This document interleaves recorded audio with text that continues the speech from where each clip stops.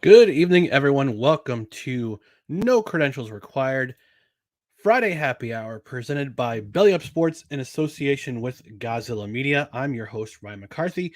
Welcome to the return of our Friday Happy Hour. Last week I was in Iowa doing some things, but I'll get into that in just a few minutes. But before I do that, let me just remind you about our social media handles. First off, Twitter and Instagram at BellyUpNCR, Facebook.com/BellyUpSportsNCR. Sorry about that. And YouTube, just search No Credentials Required. Let me just pull this down just a scotch. All right. Sorry. a little bit of a mad dash to get things going here tonight. So I'm a little unprepared, as you can see from my sort of bald head that I'm didn't really get the chance to shave, and I'll tell you why in just a second or two. But my beard point. Gary game's a little on point.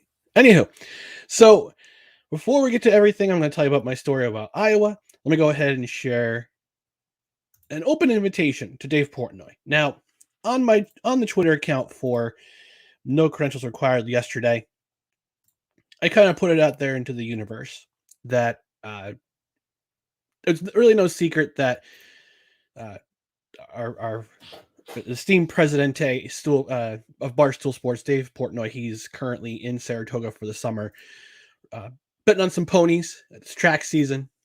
I'm sure he's been doing this for a very, very long time, considering he's a Northeast guy. So, I figured, all right, so he's in Saratoga. I know he lives in Florida now, but he's still obviously associated with Barstool Sports. But he comes to Saratoga, bets on some ponies. So I love it. Thank you, Sarah.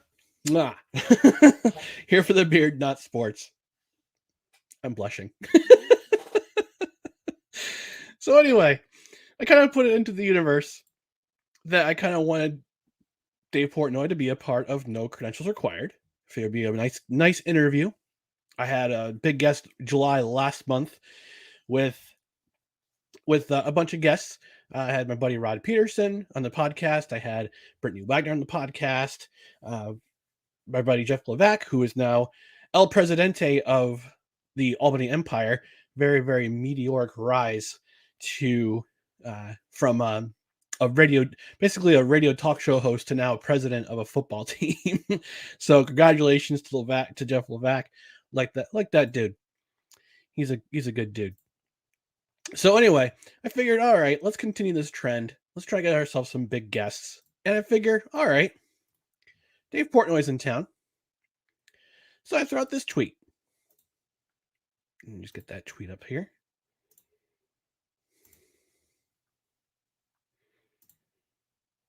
And pardon my voice and a little bit of my appearance. I'm fighting allergies. My allergies have come back to life since I came back to New York. But this is what I put into the universe. I said, all right. So since Dave Portnoy, you're in town for Saratoga for the ponies this summer, I would like to invite you to be a part of my podcast, No Credentials Required, which is the regular podcast that is on every podcast platform you can think of. And I said, let's talk ponies. Let's talk pizza, because he's known for the pizza reviews. It's about how much of a clown Roger Goodell is. Open forum, open mic. You're more than welcome to come on the podcast. So I'm kind of throwing it out there. I haven't gotten a response, which is fine. But I figured might as well throw it out there. Might as well see if we can get another big guest on the podcast, whether it be here on the happy hour, because it is Friday happy hour, or just get in the regular podcast. I mean, we have a great conversation, have a great time. So I figure, all right, we'll throw that to the universe. We'll see what happens. Hopefully that does happen, because that would be a huge get. That'd be a huge guest on my podcast. It'd be great. Not just for my sake, but giving him some open forum. Talk about how great the area is, about Saratoga. talk about the region, talk about the Northeast, talk about some pizza, talk about Roger Goodell and how much of a clown he is. So, all right, so let's get into the beer. Beer of the week, Buried Acorn Diminisher. I have not had this before. This is a Kolsch style ale. It's a diminisher. A buddy of mine went to, he and his wife and his little baby child, little squishy baby. She's not really squishy. She's more tall and lanky, but but they went to around the Syracuse area about a month or so ago, and I took care of their pets while they were gone. So he brought back a bunch of beer for me. And he said, what kind of style do you want? I said, I'm typically a seasonal drinker when it comes to beer. This time of year, I'm into lagers, I'm into Kolsch's, into sours, because it's a little bit more warmer outside. I want to be refreshed by my beer, be a little bit refreshing. So I figure, all right, try to find some Kolsch's, try to find some crushable IPAs. And he brought me a bunch of beer. So this one is the Buried Acorn Diminisher Kolsch style ale. I love myself some Kolsch's because they're nice light drink, nicely light and drinkable. You can crush a bunch of them, not a bunch of them, but you can crush some. Sorry, don't want to advertise. That's the sound of the weekend, folks. I don't want to advertise over drinking, overindulgence. I'm trying to be a good role model out here. So let's go ahead and get my co-host here, my mason jar, Ryan, the man, the myth, the legend, of course. I'm kind of debating whether or not I want to do a birthday show. My birthday's in literally 2 weeks, 2 weeks from today.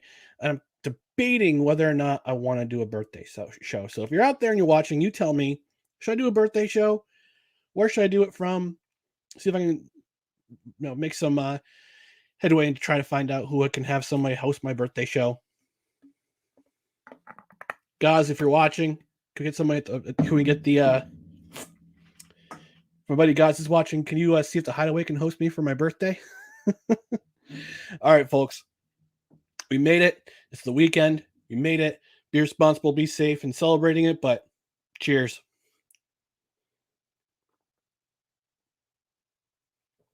Oh my, this is delightful. This is great. I dig it. Kolsch beer. I put it in the freezer for a good hour or so. Just to get it nice and cold for the show. But it's definitely really nice and crushable. So get yourself a favor if you're in central New York from the Syracuse area. Get yourself, and you're a beer drinker, go get yourself Buried Acorn Diminisher. It's quite excellent. And yes, Kyle from aka Shaggy Von Doom, if you beard it, they will come. Yes, they will. All right. So let's talk about this trip to Iowa I took recently. And about a month or so back, I revealed on this forum that my nephew, Christian, was selected to play in the Barstool Barn Burner Classic. And I figured, all right, I'm going to support this kid no matter what. He's my nephew. He's 19 years old. He's my nephew. He's a great kid. He can be a little bit of scotch sometimes, but every 19-year-old is like that. I was like that when I was 19. I was a bit of a scotch. I'll admit it. But they liked him so much that he got selected. And so we decided to take a trip. It was myself, my sister-in-law, my brother Jim, my oldest brother Jim, my sister-in-law Caroline, and my nephew Christian. We all packed in their Honda Pilot, and we drove 17 hours on Thursday. My God, what a long trip that was. Just going I-90 to Route 20. And we left at 6 in the morning. We got in around 10, 11 o'clock Central Time. And it wasn't so much it was long. The longest part of the trip was going from Chicago off I-90 and then going all the way to Dubuque, because we stayed in Dubuque. We decided to stay in Dubuque. It's about a half hour, 25 minutes, half an hour outside of Dyersville, which is where the Field of Dreams is. And it took forever, because going down Highway 20, Route 20, and from Illinois into Iowa, into, I guess, I would say the snout of Iowa, because it looks like a pig. Iowa looks like a pig. And if you look on a map, it looks like a pig. And it just took forever. going down winding roads, going 55 to 45 to 35 to 30, then back up to 55, and having a a semi in front of you drive in front of it, and it's just, oh, it was exhausting. But we got into Dubuque, got into our hotel, got settled. Friday, we just decided to just hang out, enjoy ourselves, make our way to the field to see where this field was, and it was awesome. Field of Dreams is really, first of all, Field of Dreams is really awesome. It's really cool. They got the field where the movie set was. They got the bleachers. They got the house. I didn't get a chance to go in the house, unfortunately. I really wanted to, but I really wanted to go in that house. We didn't get the chance to.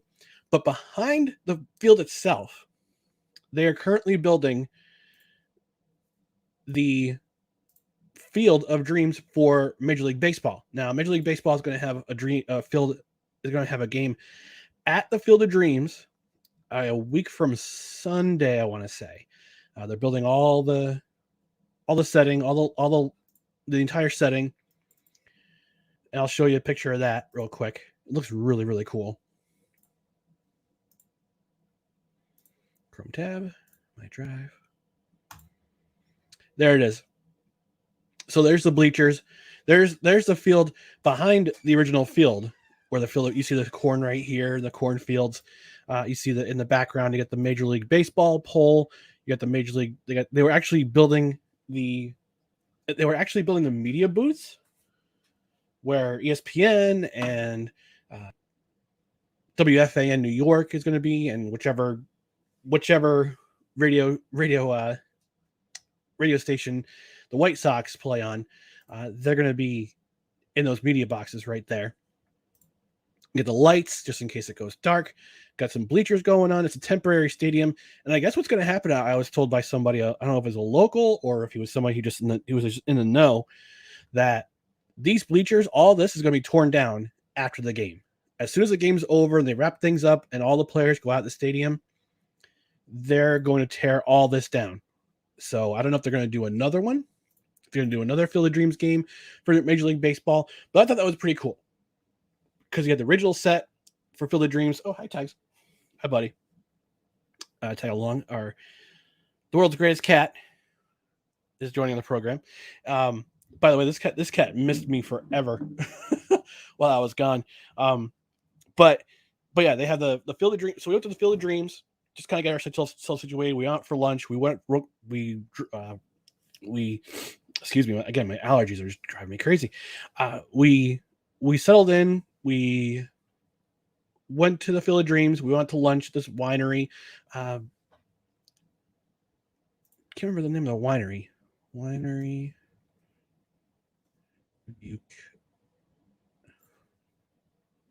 Stonecliff Winery. Awesome. Okay.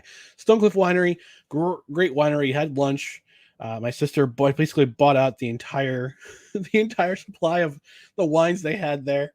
Had lunch there. Got myself a couple of wobbly pops, as they would say in the Midwest, of local beer.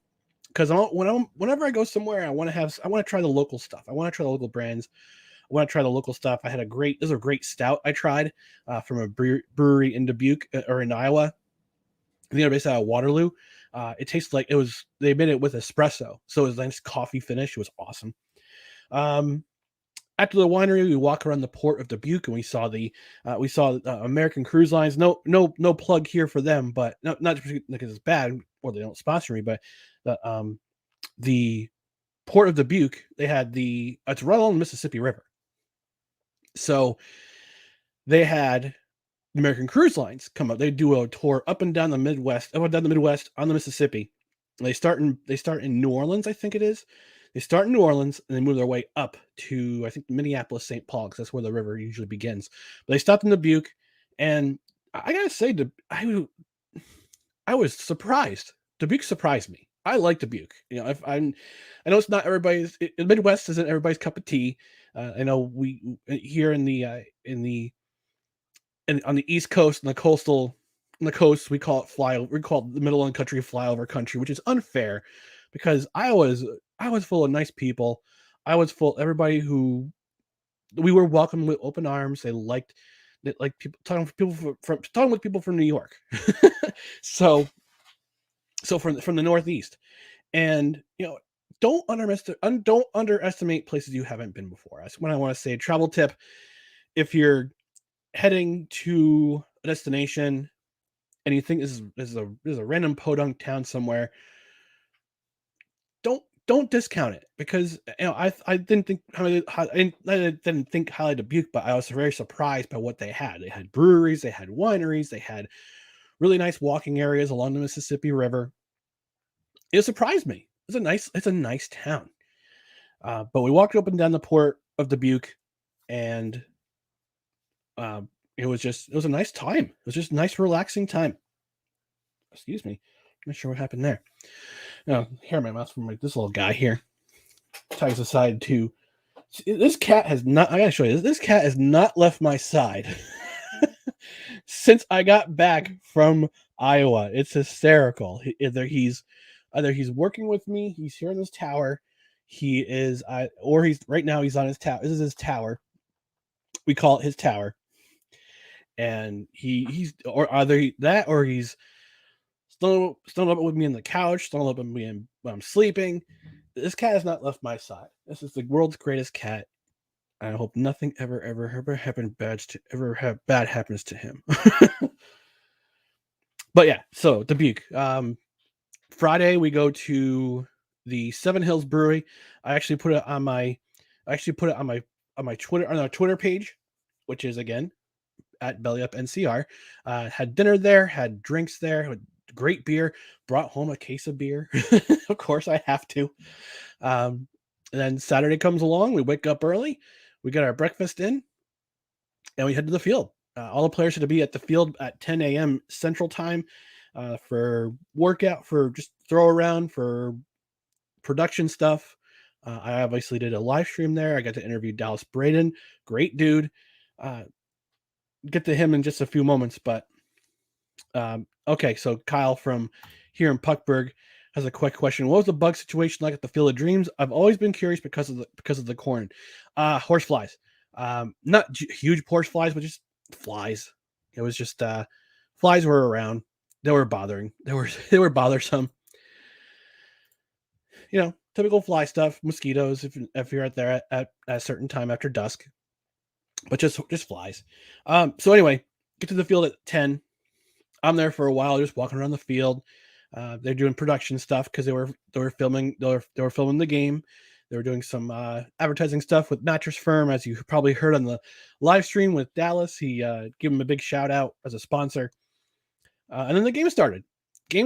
And the cool thing about this is that they selected about 20 players per team. Anywhere between 17 to 20 players per team. And everybody got a chance to play. Everybody got a chance to play in the field. Everybody got a chance to bat. That included Braden. That included Dallas Braden. That included Jared Carabas. That included Eric Sim, who's a king of JUCO. That includes Barstool Carl and his co-manager. Everybody got a chance to play. Everybody got a chance to live out their dream of just playing ball one more time. For my nephew, he's 19. He's still young enough to kind of rip it up for his college, which is now he's a Barstool athlete. So if you'll see on his Instagram page, he's now listed as a Barstool athlete because he's Division III at St. John Fisher. So everybody got a chance to play. Everybody got a chance to hit. Everybody got a chance to just have fun, because that's what it's all about. Have fun. And we're expecting to see some dingers. There were no home runs. The first runs weren't even scored until the fifth inning. I think because mostly everybody was trying to get comfortable. Everybody was very tense because it's a big thing. This is a big thing. Everybody's all tense. I think everybody just needed to relax and get one at bat, get in the field, just see what the pitchers were throwing at them. So we didn't have any runs to the bottom of the fifth inning. Starting 9 got 3 runs. Red Line Radio got 2 runs back, and then And then starting 9 got another 3 runs. In the 6th, they got another 2 runs in the 7th, so they're up 6-2. And my nephew, and then Johnny Gomes, who was also there as part of starting 9, he took my nephew out to right field, near right field, started throwing around, got him loose to pitch in the 8th inning. So my nephew pitches the top of the 8th inning.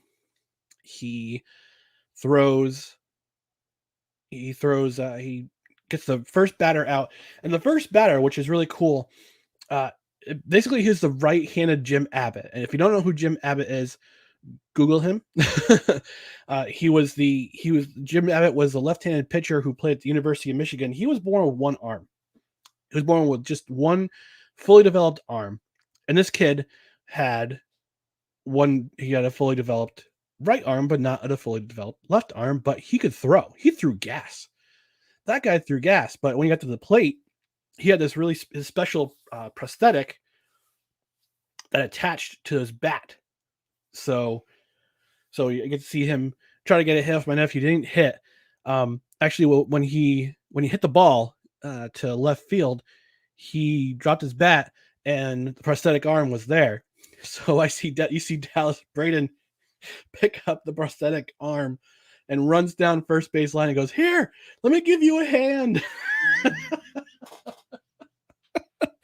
Oh, that was hysterical. And then you see, I got a picture of that pitcher.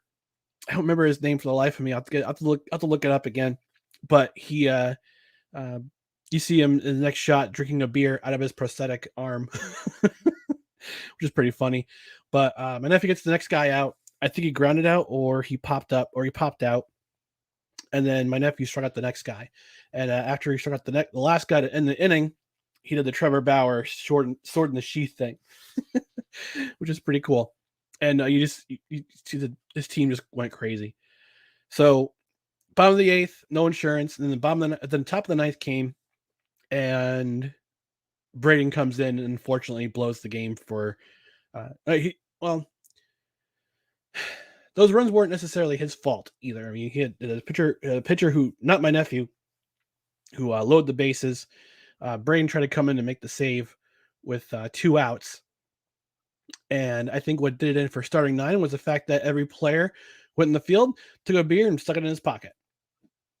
You don't do that. That's a premature That's premature celebration, guys. Not good. Not good. So the shortstop winds up overthrowing the batter for the last out, and it was tie game, 6-all. But what they tried to do is that, I guess, what they had a little thing, trying to make it like kind of a wrestling ending to it, where they tried to see if the last batter who was on with the bases loaded, if he had a corked bat. Because if he had a corked bat, that would have been the last out, and the game would have been over. However, the bat thing didn't work. I mean, it was a great advertisement for Batman bats. Batman bats, they supplied a bunch of bats for the Barstool Barn Burner. The bat was pretty much indestructible. I mean, Braden took a literal axe to it, and the axe, the head of the axe actually came off the handle. He couldn't break the bat. Tried to get a saw, tried to saw it. That didn't work. So Red Line Radio winds up tying the game. My nephew actually almost drove in the winning run. In the bottom of the 9th, they have a man on third, and he is this close to getting the game winning RBI. He said, I hate being at bat because I'm a pitcher. I literally have 6 singles and 3 walks in my college league that I play in. I struck out every other time. So he was a little bit scared coming to bat, but he almost drove in the game winning run. And then we go to the 10th. So what they decided to do was do the major league rules. They have a runner on and 1 out. So nobody scores in the 10th. So they go to the top of the 11th. So they put a man on second, and they have 2 outs. Now, what happens is the guy who starts on second goes to third. He steals third. They intentionally walk the next batter. He actually winds up stealing. No, I'm sorry. It was man on second with 1 out. So they kept the same rule. So my nephew gets one guy out. The runner on second steals third. They intentionally walk the other next batter. That batter steals second because he got caught. He didn't try to get caught in a rundown, but my nephew was kind of froze. But my nephew wound up getting the next batter to pop out. And I have a photo here. There was a chain that was made. If you watched the show, if you watched on Saturday, they had a chain made up, and I think I forgot to put this photo in. Darn it. I forgot to put this photo in, but after that big pop out to end the 11th inning, they put the chain around him. They put the chain around as a starting 9 chain. It was supposed to be the home run chain, but wound up being the singles chain or the big out chain. He had the big out, and you see him wearing around the neck, and my nephew's, and he walked up the field like Conor McGregor, doing the alligator arms, doing the spaghetti arms. It was really funny to see because that kid, he had a really bad performance in his last game. I said, all right, you get one bad performance, get it out of you. Get it out of you before this showcase. And guess what? He did. And then starting 9 doesn't score in the bottom of the 11th. They decided to do a home run derby. Red Line Radio hit 2 home runs. Starting 9 hits 1. Game over. And basically penalty shots. Skills competition. So Red Line Radio wins the first ever Barn Burner Classic. And it was just a good time afterwards. I think my nephew impressed a lot of people on both teams, showing off his stuff. He's got a wicked slider. He's a sinker slider. He's a sinker slider pitcher, so he'll try to force you to pop out or ground out. He doesn't have the fastball just yet. He's almost there. I think he's got to grow another inch or two, and he's been lifting over the summer.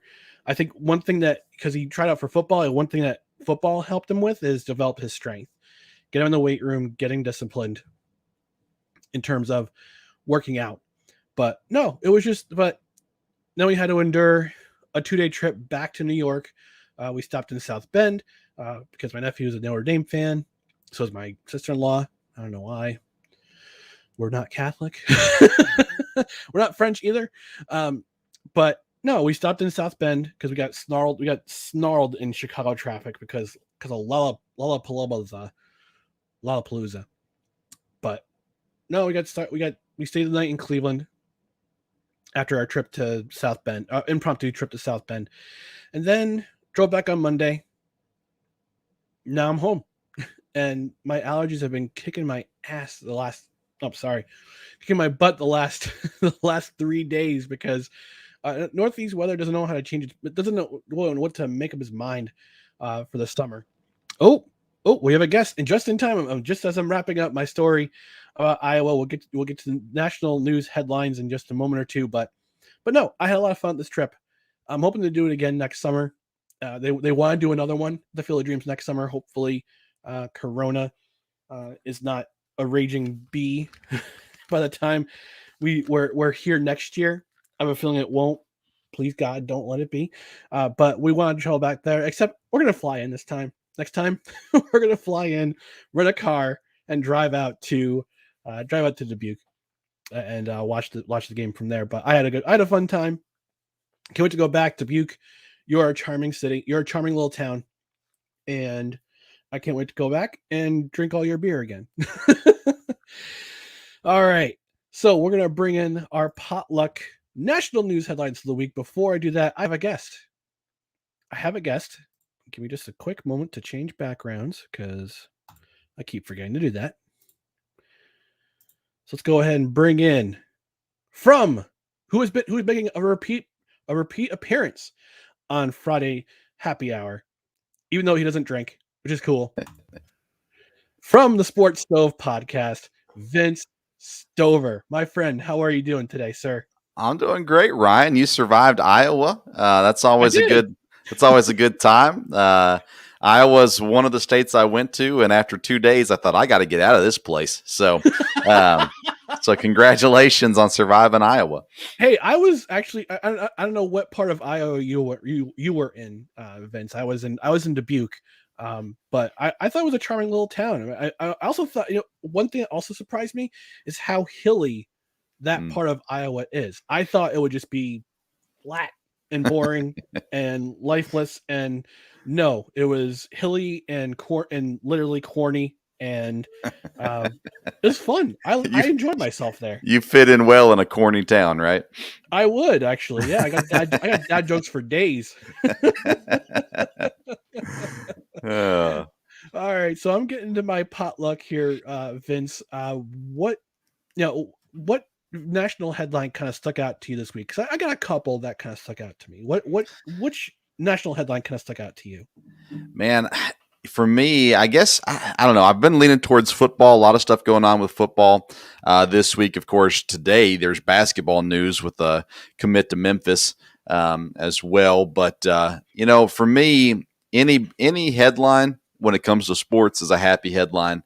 And always able to comment something on it because I've been going at it with Kentucky people here today on Twitter, but nonetheless, all is good. I actually brought a drink with me tonight. A local drink. I got a green screen. It's a green bottle. It's a ginger ale called Ale 8. It's locally made here. I've heard of that. Yeah, so it's originally a late one, has some caffeine in it to help you stay awake at night. But Ale 8 just made right down the road from me here. I'm working on getting them to join the show. So we'll see. We'll see. Hey, bring whatever beverage you like, sir. You've got carte blanche. You can drink whatever you want. Yeah. So I saw potluck and I was in. So hey, all right, potluck. Hey, like a true Baptist, you're in for the potluck. That's right. So one thing that's kind of caught my eye this week, and I was listening to a little bit of Jason Whitlock before the show while I was making dinner. I talked about the Kirk Cousins situation. With him, he had to go to, I guess he had to go. Did he have to go to quarantine because Kellen Mond got tested positive for COVID, and he's like, no, I'm not going to get the vaccine. But like a bunch of NFLers have said the same thing. I mean, and now he's getting flack for that. And I thought, to me, I thought it was about personal choice, being an adult, taking risk assessment, making your own choice. But apparently we're not allowed to do that. We're not allowed to be adults anymore.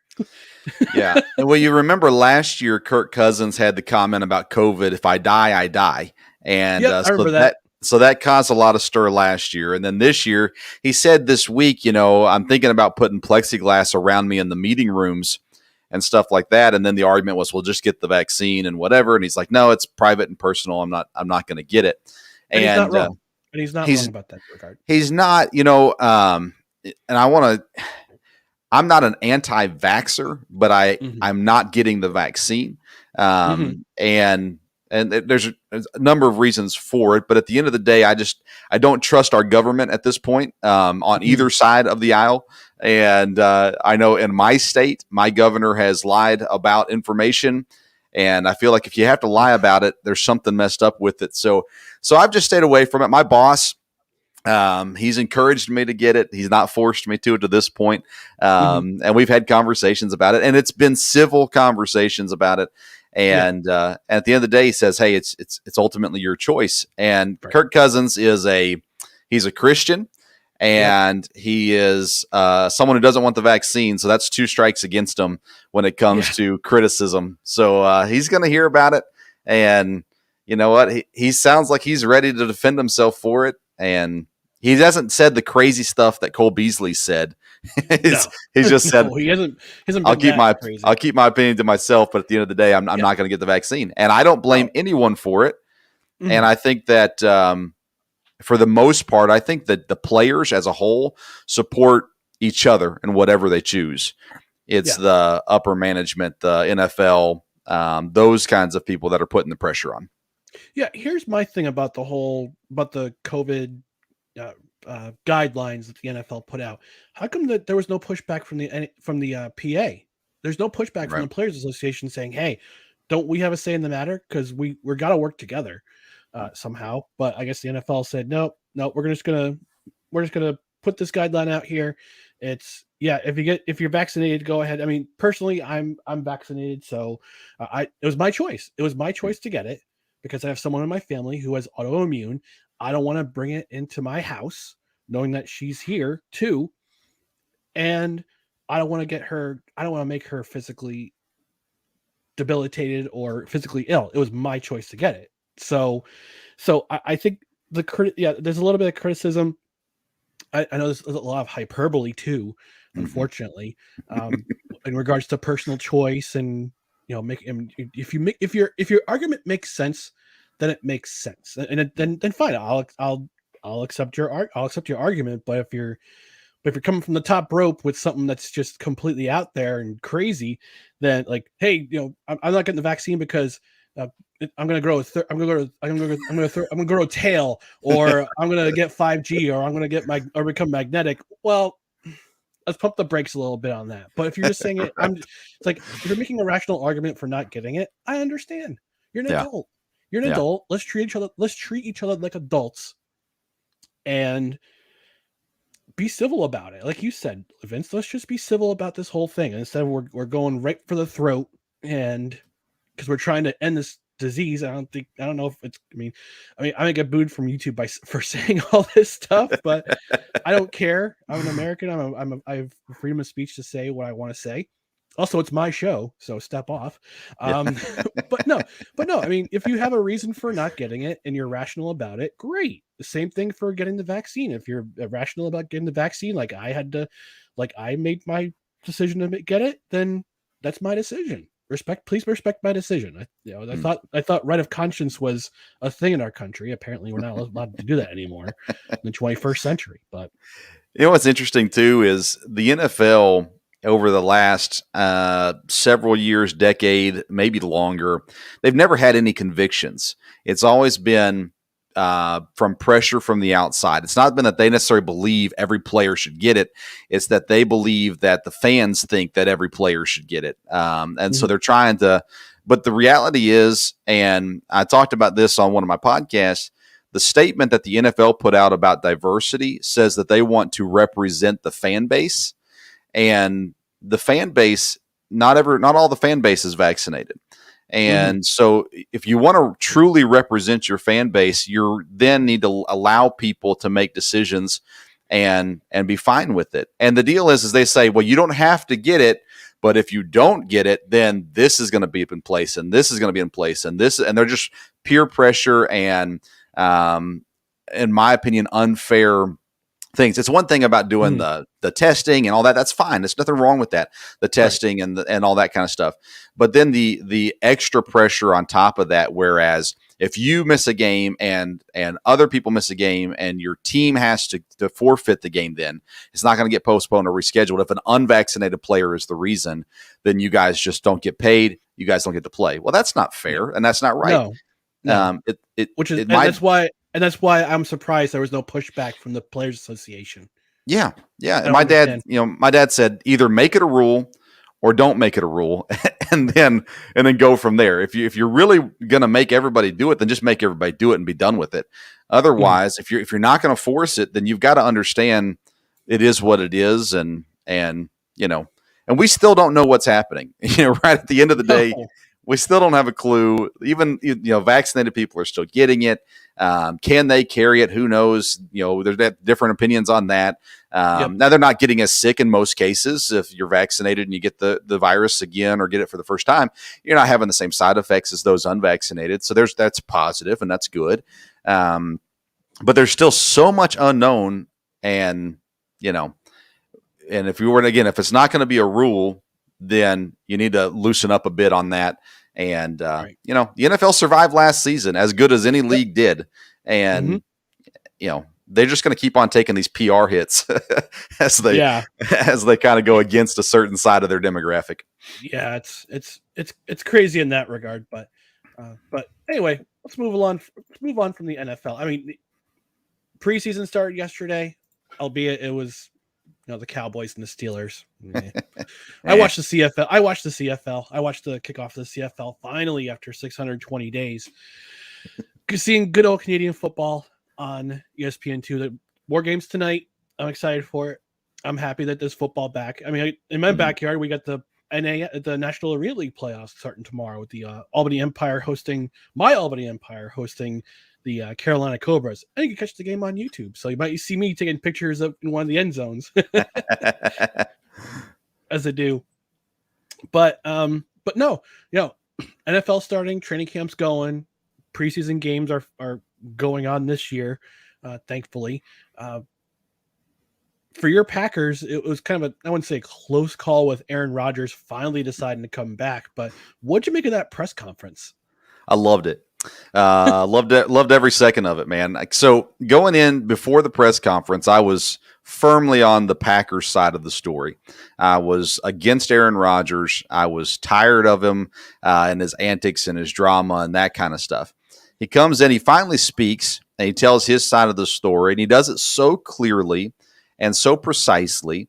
There were things in it that I kind of shook my head at, but overall, I turned back to Aaron Rodgers' side against the front office of the Packers, mainly Mark Murphy, who runs the organization. And I still like Brian Gutekunst, the GM, as a GM at least. But that being said, I thought the press conference was refreshing. I mean, we want athletes to be that open because it gives us legit information. And we don't have to guess at what they want and what they think and just assume things because he put it out there for everybody to hear. And I think he's going to do it all season long. I think anytime he gets in front of a camera and a microphone, it's going to be worth watching because I don't think he has anything to lose at this point. And right. I think his time in Green Bay is probably over after this season unless they make some changes, mainly with Mark Murphy, if they get rid of him. And I don't think they're going to do that. So I think he's playing this season as carefree as he's ever played. And I think his press conferences are going to be a lot of fun moving forward. Yeah. I mean, I think when you've in the NFL, especially when you've reached a certain age, if you've reached a certain age, you have all the accomplishments you could ever dream of: Super Bowl champion, Super Bowl MVP, league MVP, all-time lead, basically all-time everything in passing categories for your franchise. You get the right to say whatever you want. And nobody can touch you. Yeah. The thing about Rodgers is, a lot of his complaints, his best complaint that makes the most sense is that he just wants to be in the conversation. And they did not communicate with them over the Jordan Love pick. It would not have been hard for someone to call him and say, hey, just so you know, we're thinking about drafting a quarterback in this draft. If this guy falls, we're going to go get him, whatever. And he would have been not happy, but he also wouldn't have been surprised. Then, you've got the other things and the players, he talked about all the veterans that they didn't treat right. But the reality is you have to, as a general manager, you have to make the moves that are best for your team. And Jordy Nelson was done when they got rid of him. Randall Cobb, I like Randall Cobb, but he wasn't a top receiver on the team when they let him go. And all the other guys he mentioned too, it was time. It was a fine time for them to go. Their careers were not going up anymore. But I don't want Aaron Rodgers deciding who the Packers sign. Just like I hate watching LeBron James bring in his friends and hurt his franchise for the future because he brings in all his friends. I don't want that from Aaron Rodgers. And as a Packer fan, listen, the Packers, I know they've not won the Super Bowl in a long time, and they should have, but they have been good, if not close to great, in a number of seasons along the way. And it's not because a player was telling them who to sign and those kinds of things. It was because the general manager did his job, drafted well, and brought in the right players. They've been to the NFC Championship game the last 2 seasons. And, this last year, you could argue Rodgers was the reason they didn't go to the Super Bowl. Yeah, I mean they've been to a majority of the NFC championships this past decade. Yeah, It's crazy that with all they've accomplished, you'd think he'd be a little bit more satisfied, but yeah, I guess not. I guess not. yeah. They kept Mike McCarthy around too long, and I'm a Mark McCarthy fan. I think he's going to do well in Dallas, but McCarthy. yeah, but they kept him around about 2 seasons too long, and that I think that hurt some things along the way as well. But you saw once they bring in a new coaching staff, a new system, it worked out great. They won 13 games the last 2 seasons. They go to the NFC Championship game and had a legit shot of winning last year against the Buccaneers, and they fell short. But I'm still a Packer fan. That won't change. I stuck with them, through the Brett Favre era and the closing of that, and whatever happens. Listen, I don't know. What's your thoughts on Jordan Love? Because I'll tell you my thoughts in a second. What's your thoughts on Jordan Love? He was drafted for a reason. Yeah. And that reason was a contingency plan for when Aaron Rodgers either decides to leave or retire or he gets traded. Yeah. He's a contingency plan. He was drafted for the same reason that Aaron Rodgers was drafted back in 2000X. Yeah. For when Brett Favre was quarterback, because they knew there's at some point you got to know when to let go of your franchise player. He's getting he's getting older. His skills are going to diminish. Draft somebody who can sit in the system for a couple years, and when the time is right, put him in the place. Put him in that spot.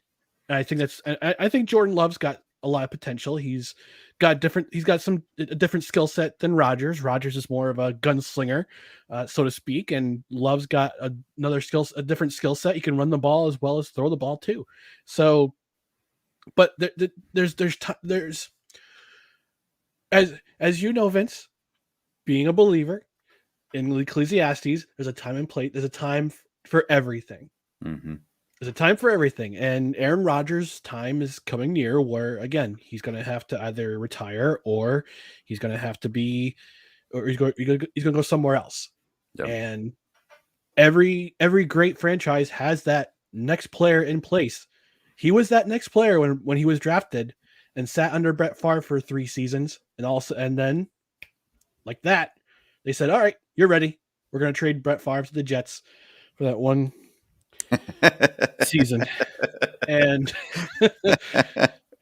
he's been the man ever since. And I just think he said he was. I don't know for a Packers fan, do you feel like he was caught by surprise when they drafted Jordan Love back in 2019? Oh, 100%. Yeah. And, but you look at the 2 years leading up to that, it's not that he was like the worst quarterback in the league, but his numbers were way down those 2 years before they drafted Love. Then they draft Love and he comes out and wins the MVP. So, it is what it is.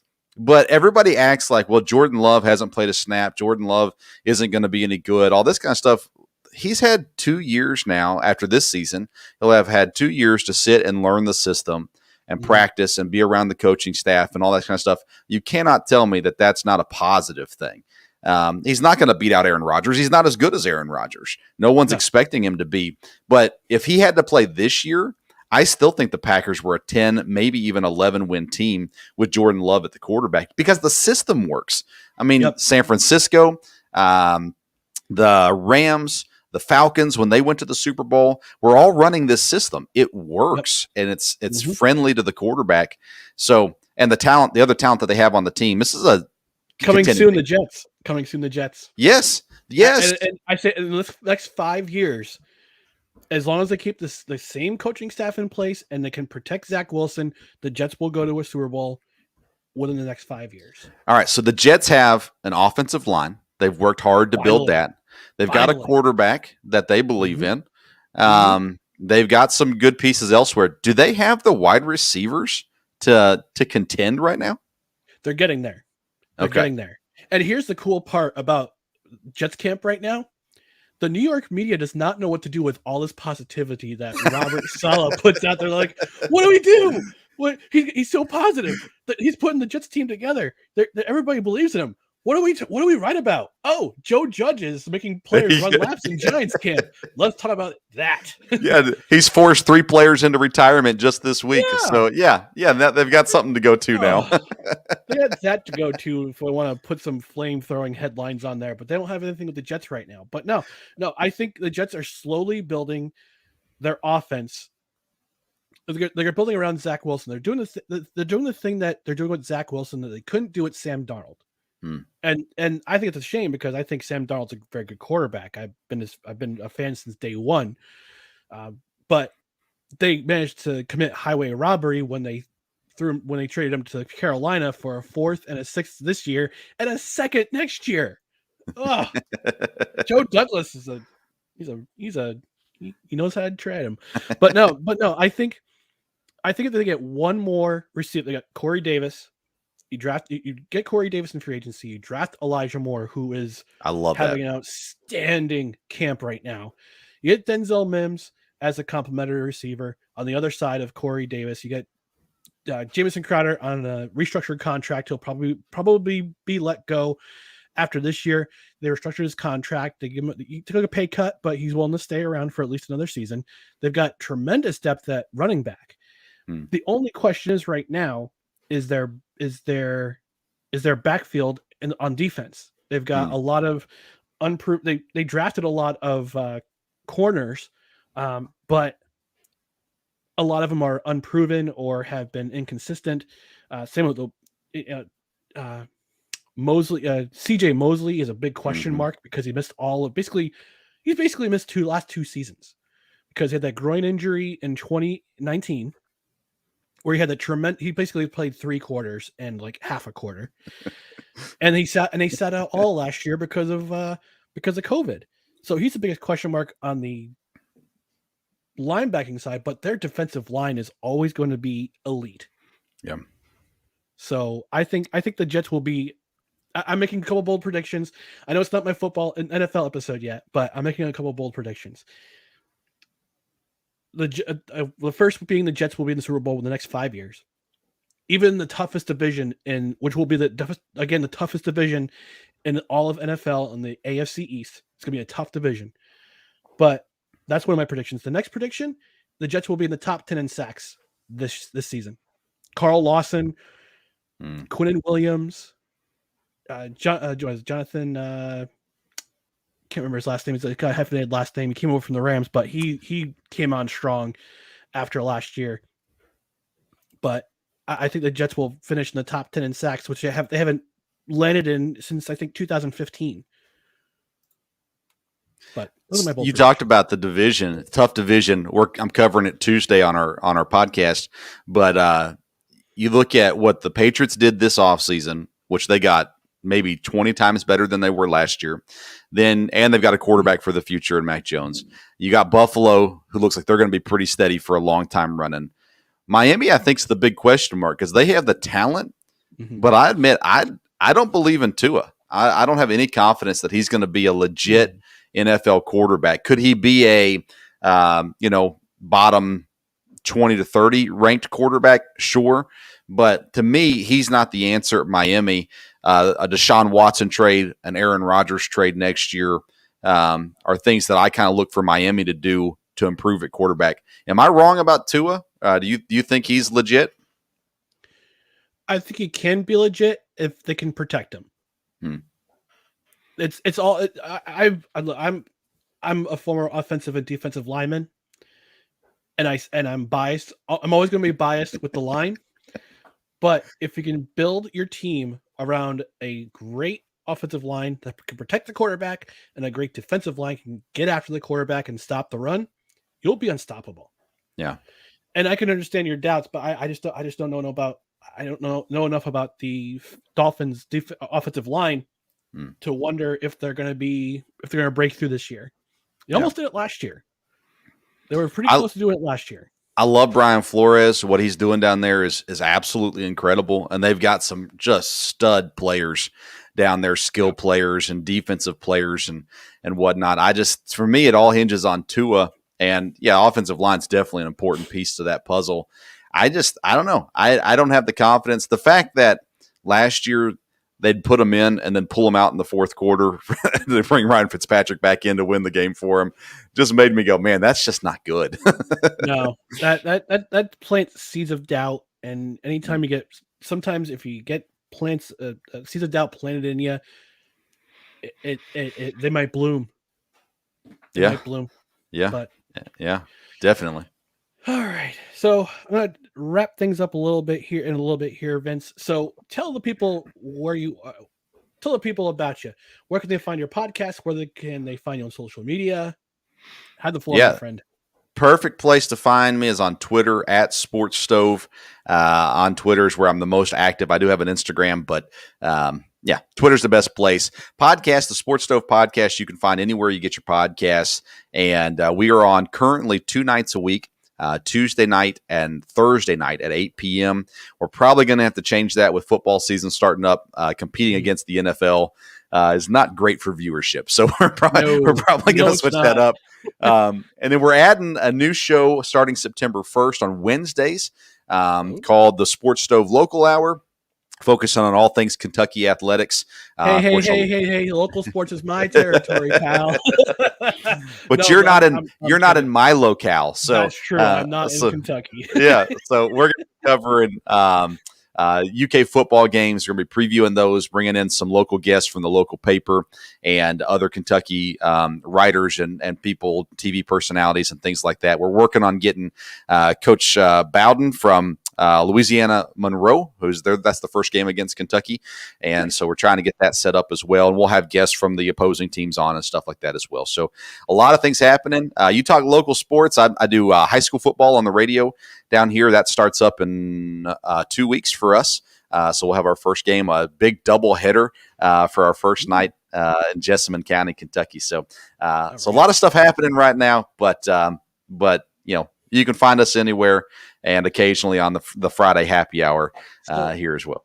So needless to say, you've got a lot of burners going on that are piped up on the Sports Stove, aren't you? Oh yeah, my goodness, my whole life is a burner. Yeah. It's a good thing it's a burner and not a dumpster fire. Yes. So far, so good, right? I pastor, so Sundays and Wednesdays I got church. I work full time outside the church right now. We started a church, so we're working our way out of working full time. But so I work full time Mondays through Fridays. And then I got the podcast Tuesdays and Thursdays. I got high school radio Fridays, and all kinds of stuff in between, kids and a wife and everything happening in between. So it's a busy life, but a big plate. but it's good to stay busy, right? Stay out of trouble that way. Yeah, exactly. All right, thanks, Vince. I appreciate you stopping by the happy hour, man. Thanks, Ryan. Appreciate being on. And you're always welcome back with your Ale8. Okay, thank you, Ale8. Join the show. Thanks, Vince. Take care, buddy. All right, we'll see you. All right, folks. That's going to do it for this edition of No Credentials Required Happy Hour. As always, brought to you by Belly Up Sports in association with Godzilla Media. Check out our socials, Twitter and Instagram, at Belly Up NCR, Facebook.com/Belly Up Sports NCR, and YouTube. No Credentials Required. Hit the notification bell. That way you know when shorts go up, when YouTube shorts go up, or when the live show is on, when happy hour is on. So thanks again for joining me, folks. I really do appreciate it.